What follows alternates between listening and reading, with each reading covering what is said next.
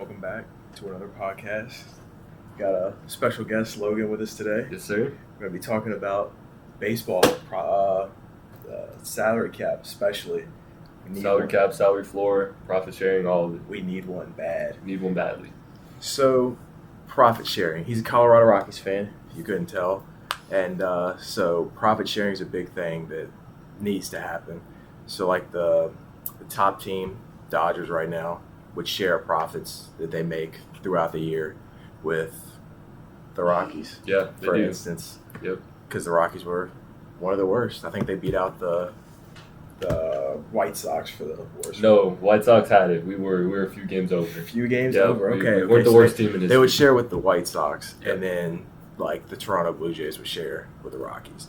Yep. But so you know a lot more about that than I do. Yeah. So what is like the specifics of that you? Yeah. So just from a looked Rockies fan perspective, a lot of times we'll get money from the Dodgers. We'll get money from the high-end teams.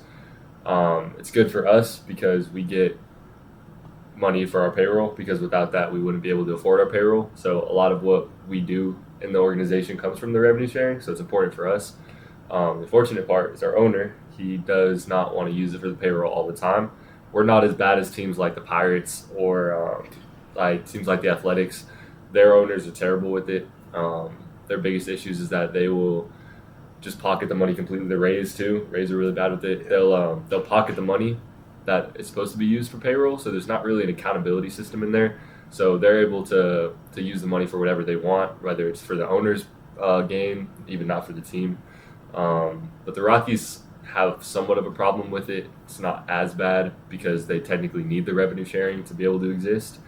So the biggest thing is that it's necessary for us, but the problem is our owner. And we need a shift in ownership so that profit is being used for the right reasons. Yeah, I mean I'm a Nationals fan, so I'm kind of right there with you. We have so much talent, and they're going to want to get paid, and so Absolutely. I mean usually we just deal them to the Phillies or the Dodgers, or we'll just give them to the Padres. 3 big teams, 3 big payrolls right there. Exactly. So yeah, the manager firing situation. It's like manager has 2 bad years and canned. Yep, You know? absolutely. Like- it's a big problem with a lot of teams. Yeah, For sure. it's terrible.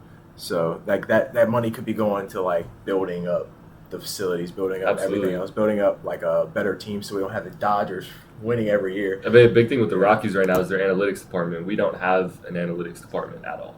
So I think they started building one this past season. I think I can't remember the exact number, but it was maybe a total of 3 or 4 employees total for the whole department.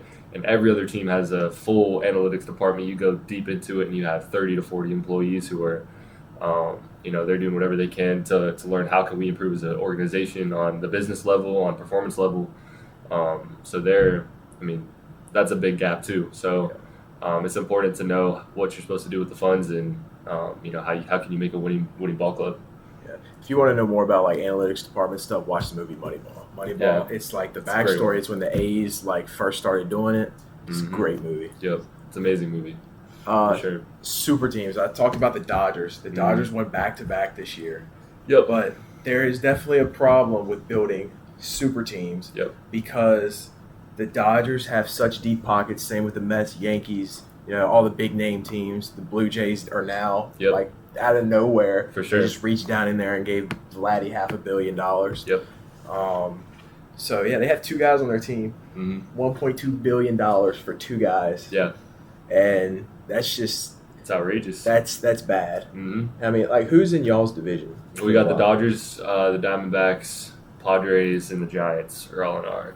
Yeah. And they're all big markets. Even that's the Diamondbacks aren't as bad as we are. They struggle with it too. I mean, they had that one year, 2 years ago when they made it to the World Series, 2-3 years ago. So I mean, it's possible for anybody, but they struggle with the same things. They get talent. They got to ship off the talent.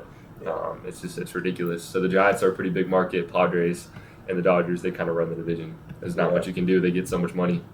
I mean, you saw it with Rafael Devers getting traded there too. Yeah, that's true. It's ridiculous.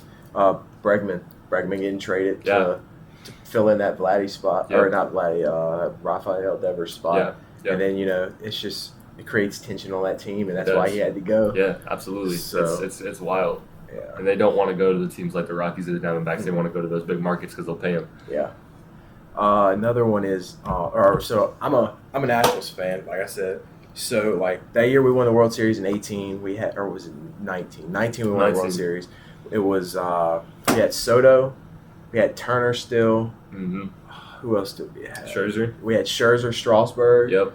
We had a bunch of guys, but a lot of nobodies on that team. So that does show that there is some ground to be said for, it's baseball. Anything can happen. Absolutely. But then you look at what happens to them after they win the World Series. And they all get shipped off. They all get shipped off. You got Trey Turner. He's on Philly. He's on the Phillies. He was on the Dodgers. Oh yeah, that's right. Yeah. So he went to LA. And then you have Scherzer, who's on the Blue Jays now, right? But he was on the Dodgers too. He was around. He was passed everywhere. around, but he was on the Dodgers too. Yeah. Who else did we say? Soto went to the Padres. Then now he's with the Mets, and he's got the biggest contract in MLB history. So I mean, you get all that talent on your team, but you win, and they want to go elsewhere. They're going to get paid more. Yeah. So you get lucky, like you did with the Nationals one year, like the Rockies got lucky one year. We went to the wild card, and then we lost in the divisional round, but we had a playoff team. But at that point, you get good players, and they prove themselves, and they want more money, and they're gone. Yeah. So see, what do you think? This is off of our script here. What do you think about the A's this year with Jacob Wilson, Nick Kurtz? They had a bunch of other like big name prospects that came up this year, and we are those guys. Yeah. So like, how do you think that's going to shape with their salary is not any. They're in like the lower 4. Yeah. Top, maybe lowest 3. The biggest thing for the A's is I think them moving to Vegas was probably the best decision they could have ever made for their franchise, because that shifts the market entirely. I think ownership-wise, I still think needs to be fixed. Yeah. Because I think that's, at the end of the day, you can switch the markets up. But if the ownership isn't where it needs to be, I don't know. I feel like them moving further away from the Dodgers, the Giants, and the Padres as they can get. It's huge. Big deal for them. Absolutely. It's huge. I mean, you saw it in football too. The Raiders. Raiders had to get out of Oakland. I mean, there was too much competition. You got two LA teams. You got San Francisco. They needed to get out of there. So you see it with that. You see it Vegas getting into hockey too with the Golden Knights. So I mean, basketball is going to probably get there at some point. So they're looking to expand the league. So it's a budding market. I think it's an attractive place for baseball. So I don't know. I think there's a lot of potential there for sure. Yeah, and Las Vegas, 180 game season. Yep. Betting, 180 games. 100%. Yeah. Or 162 games. Sorry. Yeah. That's going to do a lot there. Absolutely. It's good for Vegas. What will a cap do to help teams build prospects? Like, y'all have one of the biggest, highest rated college prospects in the last probably 5 years, Charlie Condon in y'all's organization, the Georgia Bulldog. Just drafted Jackson Holiday. Oh, yeah, that's right. Y'all did draft Jackson Holiday. Drafted Jackson Holiday. I'm not really sure on how the salary cap is going to really affect the ability to develop, because we should have one of the best farm systems in the whole MLB, and we have one of the worst. Yep. I think that comes down to like coaching. That's definitely like head office coaching. Yep, it's all about developmental. You have to invest in the developmental aspects of your organization. Problem with the Rockies is that they don't do that at all. So our biggest issue is we're getting the talent. I mean, you look at who you said, Charlie Condon. Like in high school and in college, he's a dog. You know what I mean? He's a dog. So you got these guys. I even look at how we have Yankee Fernandez, Adel Amador. Brenton Doyle, all these guys are so many more names, but all of them. Brenton Doyle could do so much for y'all's rotation. Oh man, it's oh my goodness, who Chase Dollander? Chase Dollander. Yeah. So y'all have a lot. I didn't even realize y'all had that many. So many good young talent, but the problem is they get to the MLB level and they're not developed at all. So it's a salary cap doesn't matter at that point for us. We have the talent and we have the organization to do it. But the problem is the ownership doesn't invest in the developmental aspect. So I feel like it would be better for y'all with a salary floor. Like there's no salary floor. So if y'all were forced to pay people more money, you could get way better management, way better like higher upper management, GMs, and that would definitely fix that problem. The salary floor is the biggest thing, because a cap is one thing, and I think it does need to be implemented, obviously. But the floor with us is that it forces our ownership to spend money. Mhm. He can get by and spend as little as he wants because there's no floor. So, Yeah. you can have as little as you want on the payroll. And, at least in the NBA, you see it like you have to have a certain amount of money being applied to your payroll. So do you think it should be a hard number? Or personally, I think it should be like a percentage of their total income on the year. Because, like, obviously, the Dodgers' floor and, like, the Rockies' floor aren't going to be – like, the Rockies might not even be able to hit the Dodgers' floor. For like, sure. You just don't – you don't know. Yeah. So I feel like it should be, like, 40% of your annual income, because you still have to pay the people. You still have to make money for the stadium and all this other stuff. Yeah, you do, and that's where the difference in markets comes in for sure. I think it's a good idea. Yeah. I think it could be fine tuned, and that's when you gotta the people, especially in the MLB higher ups, they got to do the research on it to implement it. The biggest problem is the Players Association because the players don't want it. Yeah. Which you hate to see as a fan, but I don't understand the Players Association are pushing so hard for a cap. Yeah. Like they're gonna lock out next if it doesn't get resolved this offseason. The offseason just started. They're gonna lock out. They've already came out and said they're gonna lock out. Yeah. So I feel like it's got to go both ways. You have to have a floor and you have to have a cap. You can't have one or the other. It has to be both. Yeah. Both of them are important. The cap is going to help the small market teams and obviously not allow for the super teams. And you saw that in the NBA. I mean, the NBA is one of the most competitive leagues in the whole. Denver's been competitive for the last 6, 7, 8 years, right? Like, I mean, they've been competitive as one of the smallest markets in the NBA. Mm-hmm. So you have small markets with a salary cap are able to compete, and it's good for the fans, it's good for the city, and it's just good for the game overall. It's good for the league too. It makes more money. You have specific fans who want to see super teams, and that's fine, but that's a small percentage of your fans. And if you're trying to appease to those fans, you're missing a whole 80% of the population who watch your game and watch your league. One thing that I wish the MLB would do better is a central broadcast. Like you have, it's hard to do this. The NFL does this too. Like for the NFL, Thursdays is on Prime, Mondays is on ESPN, like Sundays is CBS, NBC, like all of those. Where like the MLB is like TBS, Yes Network for the Yankees. You got Madsen for like the Orioles and the Nationals. FanDuel Sports Network. FanDuel, You got ESPN for Sunday Night Baseball. Yep. It's just so many of them. They need to confine it to where it's like more people can watch for free, get the viewership up, because that's where they make their money. They don't make their money on subscriptions. They make their money off of viewership. Yep. So I feel like why would you want people to buy subscriptions? I mean, obviously, because they'll do it. That's just what it is. It is what it is. Yeah, but for sure. I feel like the game would reach more people and be able to like be seen by a lot more people than just being able to watch the Dodgers play. Like somebody could go watch like the Rockies and White Sox game. Like who's gonna want to watch that game? Like No, for sure. I agree with that 100%. On a business level perspective, though, I do understand it from the MLB's perspective. And you see that's why the NBA has broken their contract with TNT, and they're still with ESPN, but they broke it with TNT. They gained it with NBC now, and then they do Amazon Prime as well. The problem from a business perspective is these long-term deals that they're making, once they expire, they don't want to pay as much as the Amazon Primes or the Netflixes. So they're going to make more money off of the broadcasting deals, which I get from the business perspective is one thing. But it's all about a pros and cons of how it's going to affect the money supply, because it's one thing for the amount of fans to watch, but they're getting more from the contracts rather than the viewership, which sucks because as a fan, it frustrates me to have to buy 7 or 8 different subscriptions to watch my team. You know what I mean? Yeah. I like the way the NBA used to do it, where you have your local networks for all your local games, and you have either TNT or ESPN. That's how you run it, and national TV games are one or the other.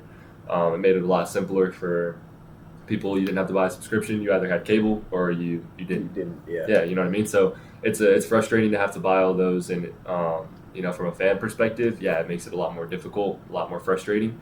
So I think the MLB has to kind of weigh out, the impact of both sides. Yeah. So the elephant in the room, what do you think the salary cap should be at? Like, this is so hard because there's some teams that will never in a million, like in 10 years, will still not sniff this. But then you've got to still make it to where how the Dodgers already have their payroll, how the Blue Jays already have their payroll, the Yankees, the Mets. Like, you got to make it fair to them to where they don't have to just absolutely start from nothing again. But like, what do you think it should be? I really don't know. It's there's a lot of analytics that go into it to creating a number. I personally have never really looked into what I think I would do if I were in that situation. Again, I do think it's very analytical. It's just it has to be a number that allows each team a competitive chance, and whether they choose to fill out their salary cap, it's up to them. Again, I love comparing it to the NBA because the NBA does it so well. They you have your tiers to it, right, where you go into the first apron, the second apron, and you get punishments for going too far. So even if you go over the salary cap, then you start getting punished for it. Yep. That's one of the things that I think definitely needs to be implemented is, okay, like we're going to set the cap. If you want to go over, that's cool, but we're going to punish you guys for it, and you guys are going to feel financial effects. And it puts a lot of pressure on the owners, and that's huge. And what are the financial things for the NBA? What are the consequences like? Yeah, I can't remember on the first apron. The first apron you lose something related to like contracts you can give out. Right. So you have your veteran minimums, and you have the mid-level exception. So the mid-level exception, every team is gifted that every single year. You get to give a contract to any player for $6.5 to $7 million. It's around there. And you've given that. If you go into one of the aprons, I think they take away a few of your vet minimum contracts you can give, which are just $1 million straight minimums. And then if you get into the second apron, that's where you really want to avoid, because you get into there and you lose your mid-level exception, you lose your vet minimums, you lose pretty much all financial ability to do anything in the offseason. You can't really pay any of your stars who need contracts. So second apron is a dangerous one, but it's a lot of contract punishments and stuff like that. And, because Ohtani's on, really, Ohtani's deal is huge. It's like, it's $800 million, but it's over 10 years. Yep. That's less than $100 million. It's a lot of money still. A lot of money. But it's less than $100 million, which I think, in hindsight, he's getting paid. Obviously, because Soto's is the biggest. Mm-hmm. But he's getting paid more than Soto, but for a longer period of time. Yep. So, and he's deferred it. Yeah. He's deferred half of it to what, 6? Is it 6 years or after 5 years? I think it's after 5. After 5 years? So he's only going to get paid, what, $6 million a year or something? Like $10 million? He's only taking $10 million a year. Yeah. And then after 5 years, he gets basically half of that, like $400 million, like instant. Yeah. It's crazy. It's insane. But it's smart, and that's going to be a way these teams are going to get around the salary cap, because they'll defer all that money. And then they'll have that one-off year where they got to pay them that big old chunk of money. They'll pull all their prospects up, see how good they do, put them around him, and they'll just build another super team. I would much rather the Dodgers have a super team building it that way with their prospects than what they're doing now, where they're free agent, absolutely, here's $100 million. 100%. That's why I love the Denver Nuggets so much. And sure, I'm from Denver. I'm from Colorado. Like, obviously, I'm a little biased, but the way they actually did it makes it more meaningful. When we won the championship in 2023, it was Jamal Murray we drafted in 2016. Yep. Nikola Jokic we drafted in 2015 we drafted Murray, 2016 Jokic, and then the only person we traded for on that team was Aaron Gordon. MPJ we drafted in 2019. And so Aaron Gordon wasn't like he was now. Like this year he's going crazy. Exactly. He wasn't nasty. He was like nasty. Coming off of that rap against D Wade after losing the dunk contest. Like Aaron Gordon wasn't even that high of a prospect. We got him for cheap. Like we finessed him. So that's the type of philosophy that I want to see in baseball, because you look at teams in basketball and the Nets, they got James Harden, then they got Kevin Durant, then they got Kyrie, and they're like, this is about to be the next super team. They failed. Yep. Every time. The only ever super team that I've ever seen work in the NBA is the Lakers and the Warriors. That's it. Bulls. And the Bulls. But the Bulls the Bulls are best team ever. They're the best team ever, but they're a little bit different on, because there was no salary. I don't think there was a salary cap. I don't think there was either. So like modern day, you see all these teams. The Lakers tried to build it with LeBron. It was the Heat did it decently with LeBron and D Wade, but I'm not sure. It's the type of philosophy I want to see in the MLB, because it's so easy for teams like the Dodgers and the Mets and the Yankees to build these super teams, and there's no reward for developing your players. Yeah. And so that's where it comes in, what you were talking about with them, being able to defer the money. You can't do that in the NBA because it's part of the CBA. In the collective bargaining agreement, it's, that's what the players in the league agree on is like you cannot do that. And I think that would put a lot more pressure on the players and the owners too if you do it that way. And I mean, it's so obvious. The MLB doesn't hide it at all. Like Ohtani is their poster boy. Yeah. Like if you look at the NBA's Instagram page, you're gonna see all these different people. A lot of them are prospects. Really, they want to push their prospects in you. The rookies too. Yeah, more than they want to push like Jokic, Curry, LeBron. I mean, LeBron's kind of there. For sure. Yeah, they push them a lot. For sure. But like if you go on the Instagram page for the MLB, it's like Ohtani, especially during the season. It's Ohtani.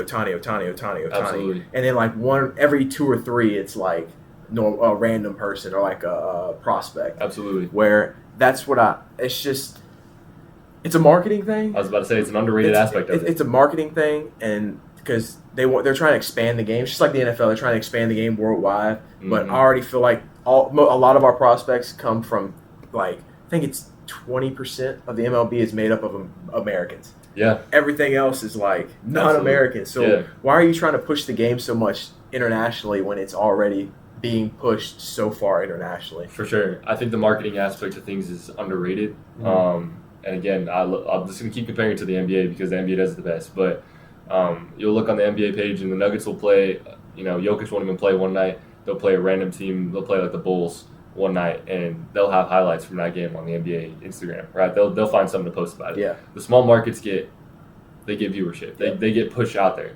The Rockies will have one walk-off home run, and that'll be... Hey guys, it's our turn. Okay. Well, I guess we're done. Well, welcome back. It's been about a week. So sorry if we overlap some topics, but I think we picked up where we left off. We were talking about how like the MLB, like you can make a super team and it work, but it doesn't work in any other league. Talking about like the cap and the floor thing. Yeah.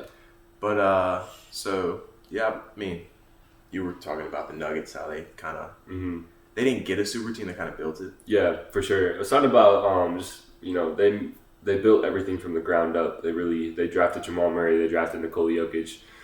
Back then they drafted Gary Harris when they had Gary Harris. So their core was drafted. Michael Porter Jr. I mean, he was on the championship team too. Drafted all those guys, and then after you draft the guys that you need, you turn them and you develop them into superstars.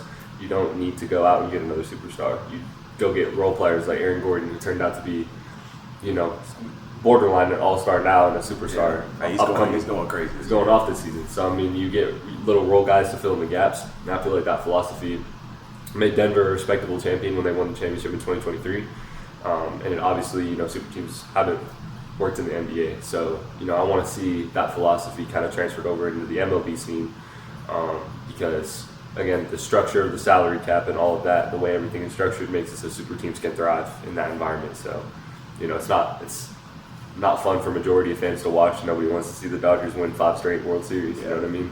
So it's just like the Patriots. And nobody liked watching the Patriots win every year. Exactly. And Falcons fans, 28-3, you sold us. But had the opportunity, bro. Yeah. A lot of blew with 28-3 lead. Yeah. So moving on from the cap and floor, I feel like we've covered that a lot. For sure. There's some other things going on in the MLB right now with betting scandals. And this is not just an MLB problem. This is a professional sports problem in general. The MLB deals with it big time. In NFL, NBA. Yep. NBA definitely deals with it big time. So, Manuel Clase. Closer for the Cleveland Guardians. Yeah. And isn't Ortiz? He's a bullpen guy. He's a bullpen guy. Yeah, he's a bullpen guy. Isn't he for the both same team? Same team, same country. Yeah. So the story is they were sending stuff back to like their boys back home. Yeah. So a lot of what's going on, they got what they would do essentially is they would have specific pitches before the game. Again, Clase comes in the 9th. So everyone knows when he comes in, he's coming in the 9th, so it's easily predictable. Luis Ortiz is a little bit harder, but Clase is the big one because he comes in the 9th. So he has all his boys back home. He tells them before the game, hey, when I come into the game, this pitch, it's going to be, just bet on it to be a ball. You're going to bet on this to be a strike. and he just kind of pre-fires him, and he'll miss atrociously. Like, he'll throw it way above the catcher's head. He'll throw it in the dirt. Yeah, like not even close. Not even close to the zone, and it was so obvious. So the big thing is, but like people saw it.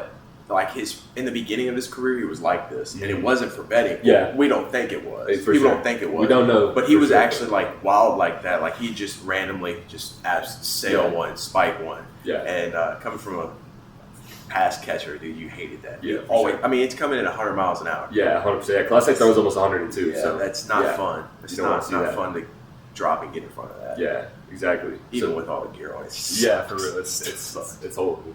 So yeah, he just wanted to get his boys back home rich. I don't remember if it's the DR or it's Cuba. It's Cuba, DR. It's somewhere in that area. But he's trying to get his boys back home rich. But there's also the additional money laundering aspect of it with the mafia. Yeah, so they've dug into this a little bit, the investigators, and apparently like the mafia's involved. So just the betting right there, like just that betting thing, making his friends rich, is 5 years in prison. Yeah. Like just subtle. That's max 5 years. Probably him pay a huge fine. Yep. Maybe a month, 2 months. Some suspension time. But now it's fraud and money laundering in there, and he faces up to 65 years. Both of them face up to 65 years, which is insane. Yep. That is a long time. Yep. Yeah, 65 years in prison. Again, you're seeing this is now in the last 2 months or 3 months, we've had two different stories come out, not just in the MLB, but in the NBA too, with connections to the mafia and gambling. So, 65 years in prison, that's kind of unheard of for something like that. Yeah, especially from all the betting scandals that we've ever seen in sports. Yeah.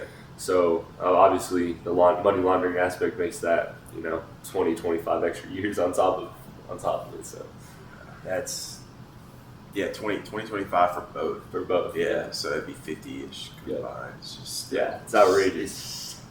Yeah, in the MLB, we had Terry Rozier. He got arrested. The NBA. Yeah, in the NBA, Terry Rozier, and then he was playing in Miami at the time, and then the Portland Trailblazers head coach Chauncey Billups. Both of them got arrested on connections to betting scandal, losing games on purpose. What was it? He came in the game for like 3 seconds. Yeah. And then literally, or like a minute. Yeah. And didn't do anything, and like walked off and said something was hurt. Yeah. I don't know the specifics. What happened with Terry?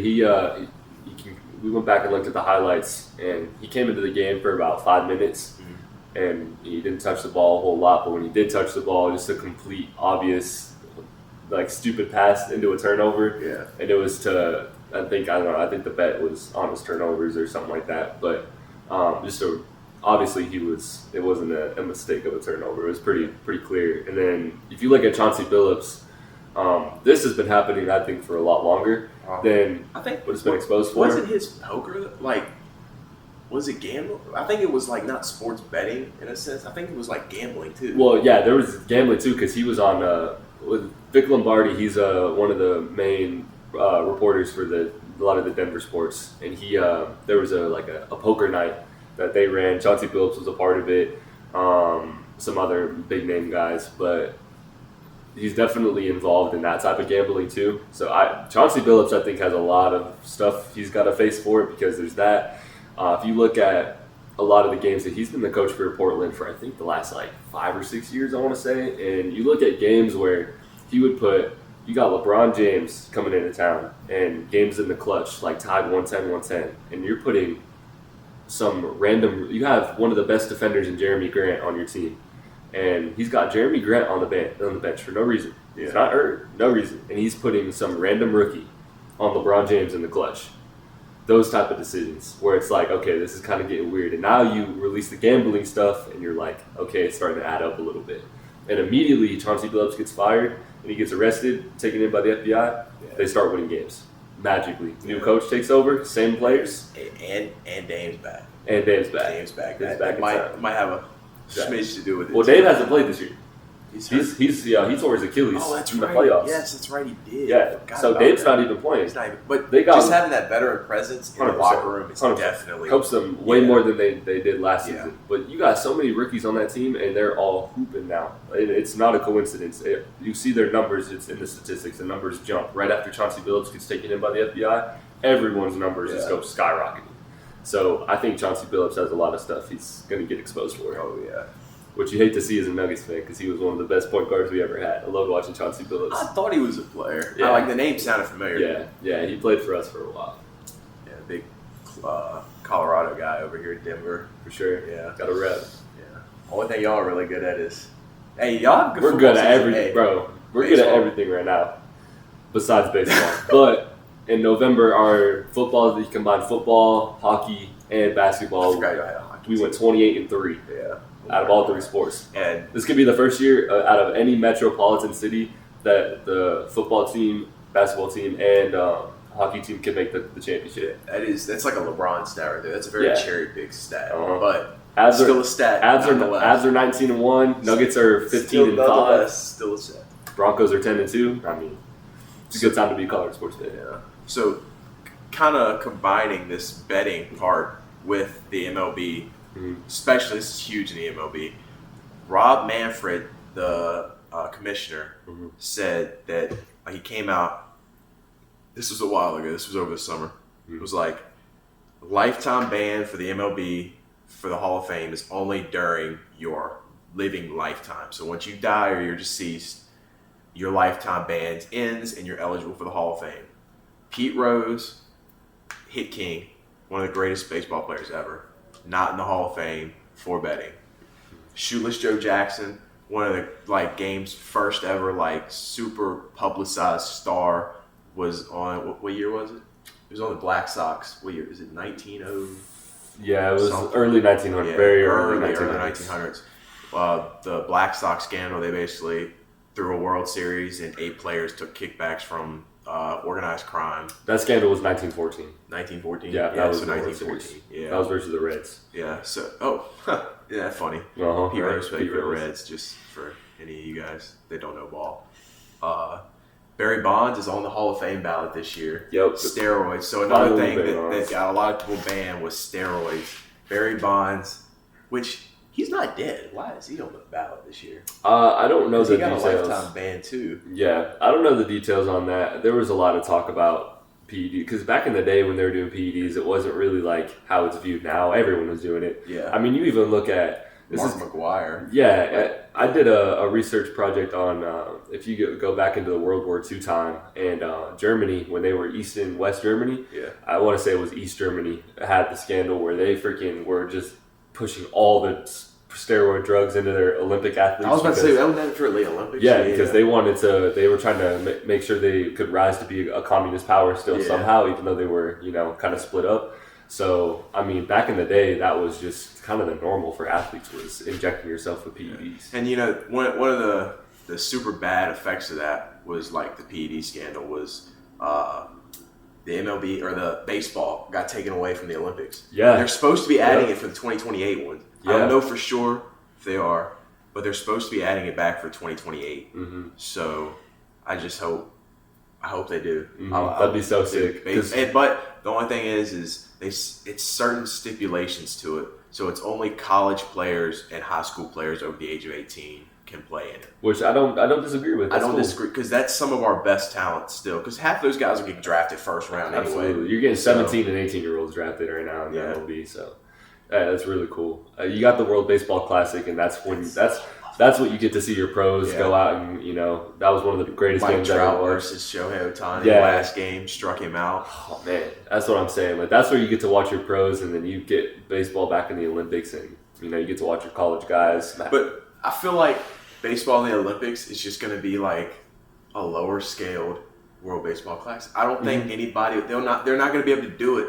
They're not going to be able to put the atmosphere around it like the World Baseball Classic. The hard thing about it is going to be how are you going to do other countries, because it's not like other countries have the same structure as us where you have a pro league and then you got colleges. Like the college culture is really only an American thing. So I think that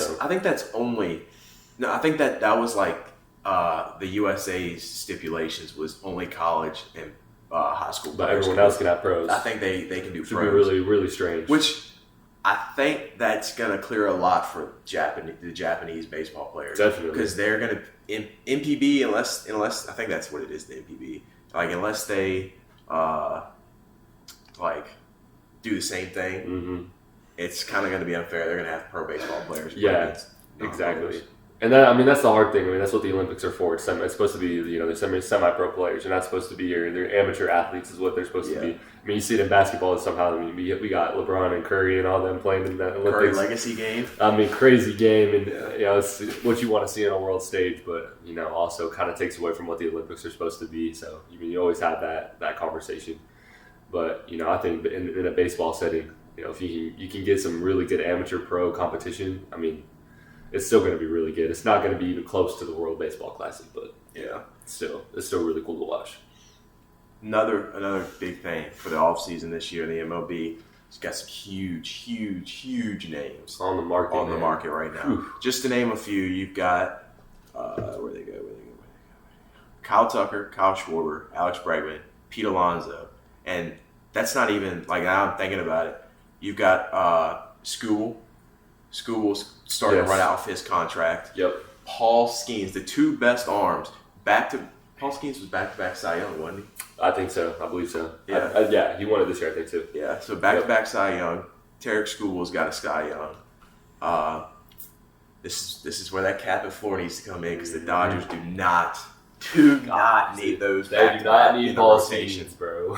Back-to-back in the rotation. I think the Tigers will re-sign Skubal because he was such a big, huge part of that team. I don't see him leaving Detroit. And they got Javi back. Yeah. They could start building the team. If he has another good season, they could possibly start building a team back around Javi. He is old. He's getting old. He's getting very old, but just to have him like a veteran presence in the locker room is definitely going to mean something. For sure, definitely.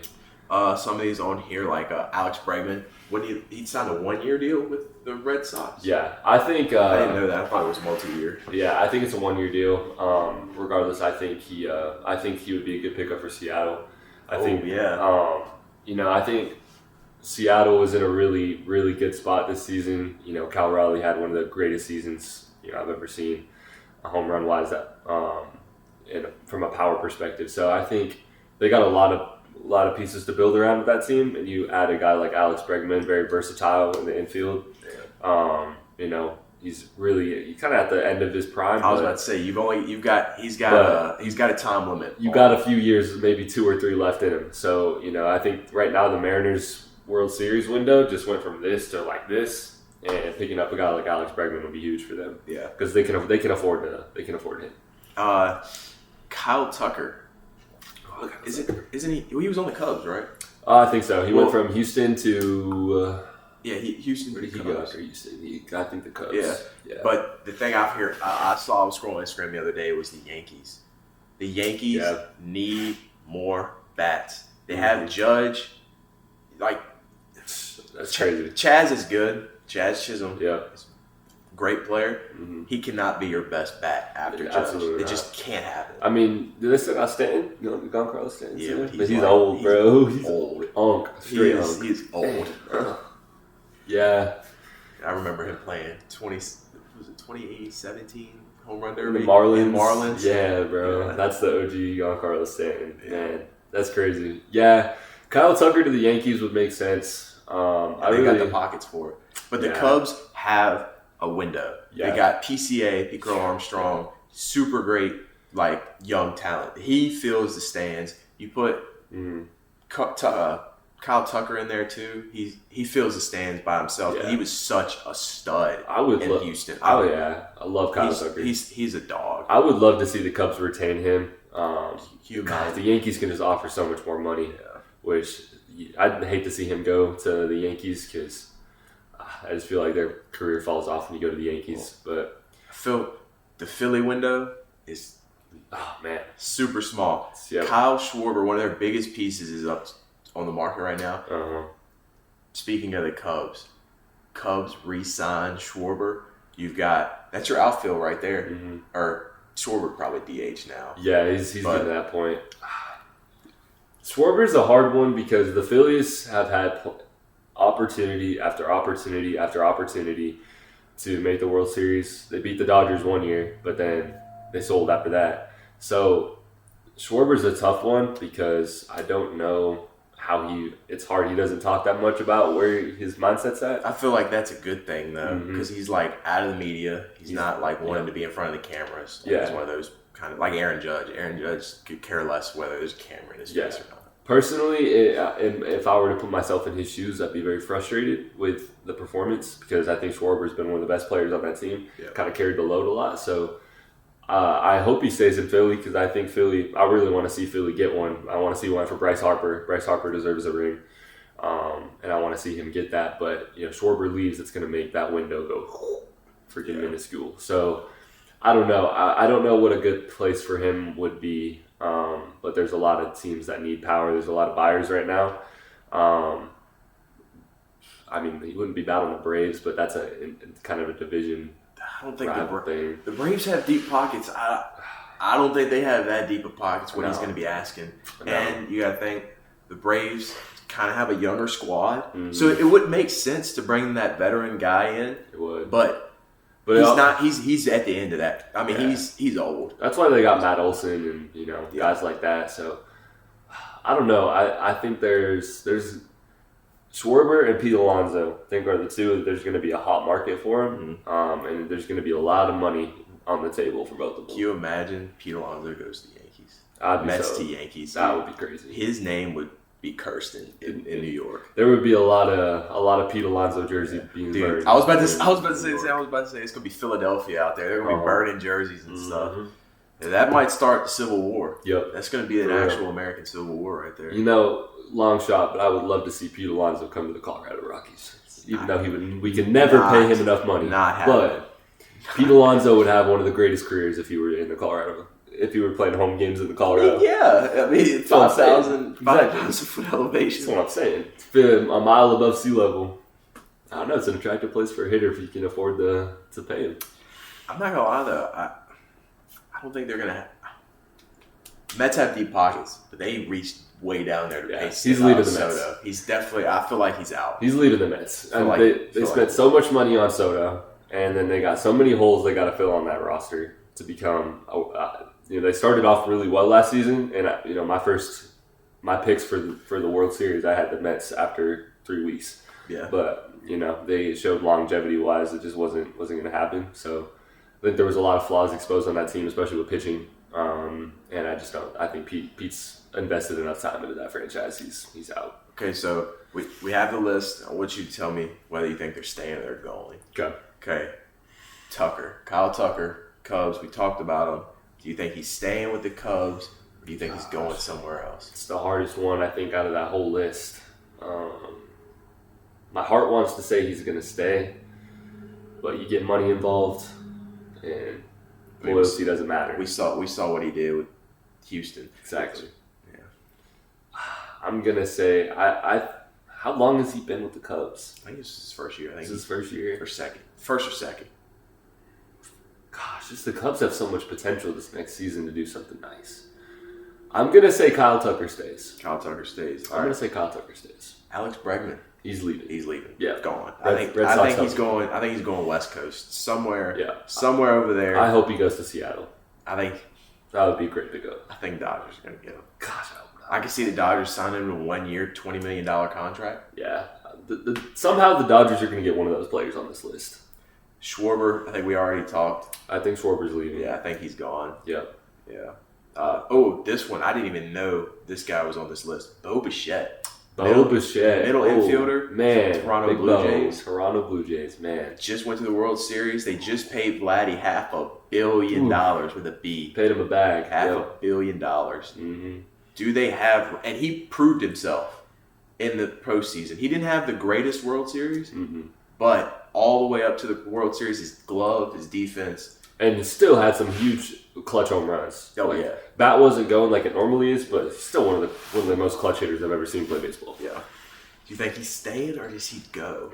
Gosh, man, that's personally, Blue Jays see what they have now. They know what they have. They sign him. They they give him $100 million for 5 years. Personally, I'm running it back if I'm Bo Bichette. I'm upset about how we just lost freaking Game 7 of the World Series. Yep. I'm running it back, and if he leaves, I'm going to be very upset for a bag. Are you serious? Like, I feel like they're not going to pay him what he's worth because they know they have that leverage that he wants to run it back. So I think it's going to be 5 years, 100 to 150 somewhere. That's a good range. That's a good range. I think you got all of America rooting for you. Which is weird because it's Canada. It's Canada. We hate the Dodgers more than we hate freaking Canada. So it says a lot about how much we hate the Dodgers. But you got all of America behind you and all of Canada behind you to go win the World Series next year and get revenge on what happened, this last time. So I think he runs it back. Okay, next person, Pete Alonso. He's gone. What do you think his contract's going to be? I think. How old is Pete? He's getting the lower 30s, right? Lower, yeah. He's like 31? In low 30s, yeah. In his prime? And he's slimming down. He is slimming down. He slimmed down a lot. Personally, I think he's worth in that 300. You know where I can see him going? Philly gets rid of Kyle Schwarber. He goes to Philly? I see Pete Alonso going to Philly. Gosh, the hard thing with that is the division.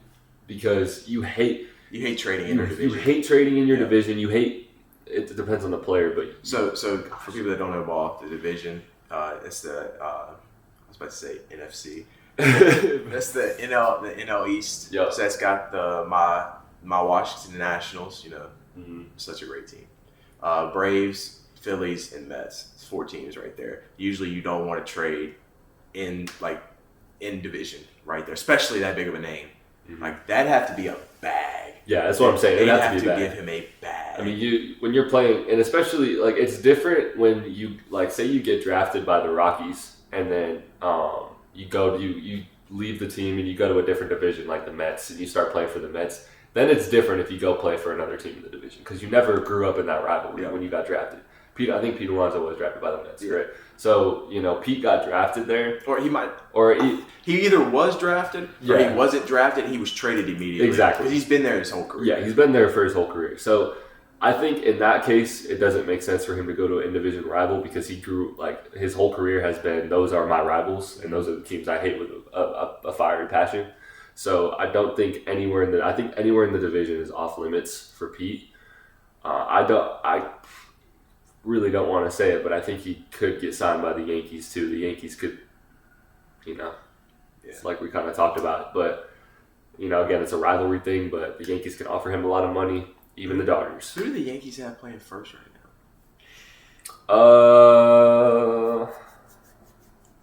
I want to say it's a rookie or some newer player. I don't think it's Ben Rice. Mm-mm. Gosh, I know this. I don't remember off the top of my head. I remember when it was Rizzo, and he's retired now. So. Yeah, Anthony Rizzo, what a guy. Yeah. So now we're going to pitchers. Pitching side. Zach Gallen. That's a big name. Love Zach Gallen. Zach Gallen is a free agent. Well, he's with the Rangers right now, right? I think so. Or is he still with Arizona? Let's I can't remember if he left Arizona last year. I know. I think he did get traded. What? He's with the Diamondbacks still? Yeah, he's still with the Diamondbacks. Yeah. Ooh, now this says Baltimore's putting their hat in there for that. I can see that. Baltimore has a lot. They don't have deep pockets, but they had a lot of money to spend. They got Corbin Burns, and Corbin Burns is a dog from Milwaukee. That was a good signing for them. If you get, I wouldn't be opposed to that. You got Burns and Gallen in the lineup. I just don't know how much you're going to spend on 2 starting pitchers if you're Baltimore. But yeah, because Jackson Holliday did his stuff this year. Mm-hmm, for sure. Adley, you got to keep it. I feel like Adley's like the Bengals, Joe Burrow. For sure. You have to build. You can tell a difference when he's not there. Absolutely. And you have to build around. It's a big piece to that organization. This, again, like we kind of talked about with the cap stuff, they're just not going to be competitive until they get a new ownership. That just sucks, but yeah, it's unfortunate. No, dude, I didn't even know this guy was a free agent. Shota Imanaga. Ooh, Cubs. Yes. Pitcher. I personally see him coming back if Chicago wants to offer him the money. Yeah. I don't see a reason for him to leave. But I don't think not that he's not worth a lot of money. Mm-hmm. I just don't think the season he had last year Mm-hmm. was worth what he can do. Absolutely. I don't think he displayed enough last season to kind of get him a bag yet. So I could see Chicago re-signing him for a short-term deal. But he did go crazy in the playoffs. That's true. He did go crazy when they were in the playoffs. It's true. There was definitely a little bit of a free sample kind of what he could do. So I don't know. I feel like him being Japanese, Otani and Yamamoto are gonna have some pull. Oh, 100%. So, yeah, you know it. Definitely. Look out for the Dodgers. Definitely gonna be one to go. If all of them, like of all of them, he's gonna be the main one. Him and Bregman, I feel like, are the main ones that are gonna go. At some point, we're gonna get a notification on ESPN that's gonna be some outrageous signing by the Dodgers, and we're gonna be like, no way they did another one. That's what I'm expecting for this offseason. Let me get some more. I feel like said it would. This thing's loading. I feel like it's just slow today. Okay. I'm not sure if the Rockies got any free agents. Any big names anyway. Luis Arraez. Free agent. Really? Yeah, he's 29. Prime And you time were Luis actually Arraez. perfect on Pete Alonso. He's 31. Let's go. Oh my gosh. So these are first base, corner, corner infielders, so third base, first base, and DH players. Mm-hmm. First three people: Pete Alonso, Luis Arraez, Cody Bellinger. Oh, Belly, yes. I forgot Belly's he was a free agent. Ooh, there's a big market for Belly, for sure. Rowdy Tellez. Rowdy, yep. That's a big boy. That's a big boy. That's a big boy. I don't know if there's going to be a big market for Rowdy anymore. Yeah. So, and then another one, like you said, no market anymore. Mm-hmm.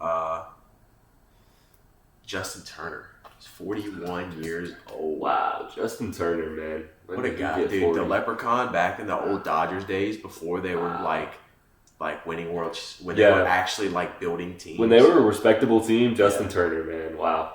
A lot of respect for that guy. Yeah, a lot of times he torched us. Yeah. Ooh, Kevin Biggio. Okay, Biggio. He's some related to Greg Biggio, isn't he? Yeah, I think so. Big name. Yeah. There doesn't seem to be He's in the pipeline. any big second baseman. Tim Anderson's free agent, shortstop. Ooh. Now, ever since he got knocked out, he has not been the Tim Anderson of, what was that, 2022, where they played in like the Field of Dreams. Tim Anderson. That Tim Anderson was a dog. Yeah. Then he got knocked out, and he's not been a dog. I know. Yeah. That's a hard one. Again, he just hasn't been the same. So the market is not really his friend.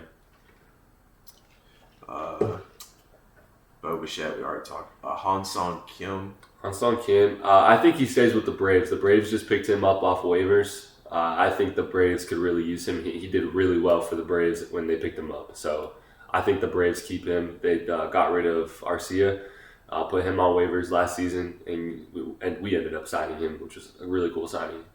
He actually, fun fact, started his career in Colorado Springs, back where I'm from.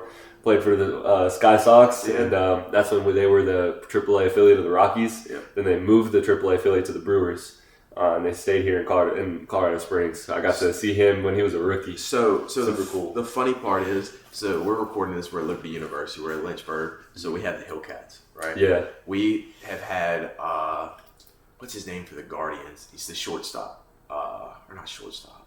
It's like the Japanese guy. Oh, what is his name? He played here. Luis Arraez pitched here. We've had a lot of good Guardians talent come through here. Jose Ramirez did not come through here though. That would have been cool. That would have been gas. That would have been sick. Jorge Polanco. That's a decent. OG. Yeah, he's only 32. That's a lot younger than I thought he was. Yeah. Andrew still... McCutchen is a free agent. Ooh, does one of the GOATs retire? Gosh, he's got to get a ring, bro. It's McCutchen. He's got to go somewhere and get a ring. Dodgers. Yeah, he's just gonna go to the Dodgers. Sit on the bench all year and get a ring. Yep. He's That's what I would Hall say. of Fame either way. Absolutely. Andrew McCutcheon is one of the most feared players I've ever seen.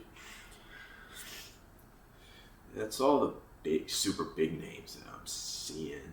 It actually hasn't said anything about so I think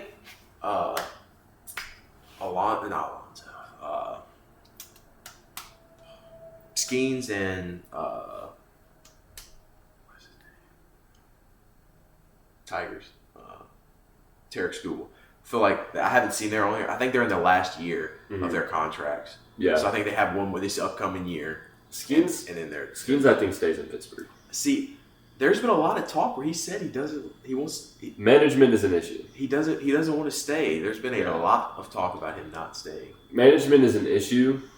Again, they're one of those organizations like the Orioles and the Rockies who have terrible owners who don't want to win games. They want to make money. So in that case, I think Paul should leave. But I think they can offer him a bag. So I don't know. That's going to be tough.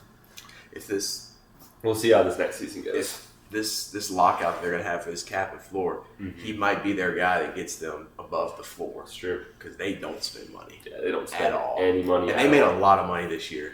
Yeah. Every time he pitched, it was packed full. That's the problem with Pittsburgh specifically and the Colorado Rockies is you have two of the worst teams in your entire league, and both stadiums are getting packed out almost every night. You look at a Rockies game. The Rockies game were not getting packed. Yes, they were. Yes, there was way too many sellouts. If you look, I watched probably at least 90 to 100 of the 162 last season. You got a random Tuesday night, no promotions, no nothing, and you got an almost sold out crowd on a random Tuesday night in the middle of summer. Yeah, I feel like the Rockies have they don't even need people on their team. They have a marketing ploy of where their stadium is. Such high elevation. You play the Yankees on a random Tuesday night. Who wouldn't want to see Aaron Judge go up there and hit a 500-foot? It's part of the problem. It's part of the problem. You got more fans that are from the other team than are actual Rockies fans. But the stadium itself is just absolutely gorgeous. Like you go there, a lot of times Rockies fans go for the semantics and the environment of the stadium. I mean, you can see the sunset from almost anywhere in that stadium. It's completely gorgeous. The concourse, the environment is just so fun. So, I mean, people don't go to watch the Rockies be good at baseball right now. If they were good at baseball, it'd be sold out every night. But you're getting way too many sellouts. I feel like they have a lot of guys in their younger organization they could bring up, and it's sink or swim time. Oh, I feel absolutely. like they're That's so bad right now. Yeah. You just got to bring all your prospects up, clean house. That's what all of last season was. All of last season was random guys getting sink or swim time. That's all it was. I mean, that's all we had going for us. We got rid of Nolan Jones, setting him off. I mean, literally, Chris Bryant hasn't played a game since 1932, bro. Like, I mean, not actually, but it feels like it. Feels like it. Gosh, bro. But it's like all of us, all of the guys that we called up were just sink or swim. So we had some success with some of them, but Oh, JT Realmuto. He's a free agent. Really? Yeah, I did not know that. Interesting. Dude, Philly's gonna lose a lot. Yeah, Philly's got to do some damage control if they want to retain at least one of those guys. Gary Sanchez. Is another one. Dude. Gary Sanchez. Bro. I just signed him in MLB The Show. Bro, Gary Sanchez goes to New York. Just resigns. Or no. Gary Sanchez resigns. Yeah, I think he resigns. There's no reason for him to leave. I don't think their catcher market isn't crazy this offseason anyway. So I feel like JT, 35, catcher. I think he resigns. That's old. It's old. 35 for a catcher is old. I just don't know what the farm system looks like for Philly for They have, catchers. I think they have Bastallo. What's his name?